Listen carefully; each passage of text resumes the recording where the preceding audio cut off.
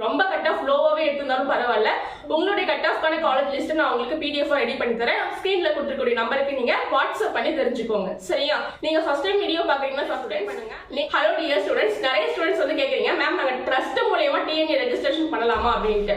அதுல என்ன டிராபேக்ஸ் இருக்கு அப்படின்னா, நீங்க நிறைய பேர் சொல்றீங்க ட்ரஸ்ட் மூலமா டிஎன்ஏ ரெஜிஸ்ட்ரேஷன் பண்ணும்போது உங்களுடைய சர்டிபிகேட் எல்லாமே அவங்க வாங்கி வச்சுக்கிறாங்க அப்படின்னு சொல்றீங்க. சோ வந்து ட்ரஸ்ட்லயே வந்து உங்களுக்கு வந்து இமெயில் ஐடி பாஸ்வேர்ட் எல்லாமே வாங்கி வச்சுக்கிறாங்க இல்லையா? சோ அப்போ நீங்க வந்து எப்படி கவுன்சிலிங் அட்டெண்ட் பண்ணுவீங்க?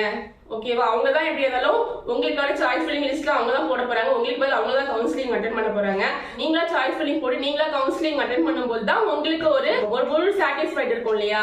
சோ எதுவுமே இல்லாம நீங்க யாரோ ஒருத்தவங்ககிட்ட இமெயில் ஐடி பாஸ்வேர்டு கொடுத்து நீங்க சாய்ஸ் ஃபில்லிங் போட்டு நீங்க கவுன்சிலிங் அட்டெண்ட் பண்ண வைக்கும் போது உங்களுக்கு ஒரு அந்த கான்ஃபிடன்ட் லெவல் உங்ககிட்ட இருக்காது. சரிங்களா? அதனால நீங்களா சாய்ஸ் ஃபில்லிங் போடுங்க. டிஎன்ஏ ரெஜிஸ்ட்ரேஷன் முடிஞ்ச வரைக்கும் டிஎஃப்சி சென்டர்லயோ இல்லனா உங்க லேப்டாப் இருக்கிற பட்சத்தில் நீங்களே பண்ணுங்க. இல்லனா இ-சேவை மையத்துல கூட போய் பண்ணுங்க. சரிங்களா?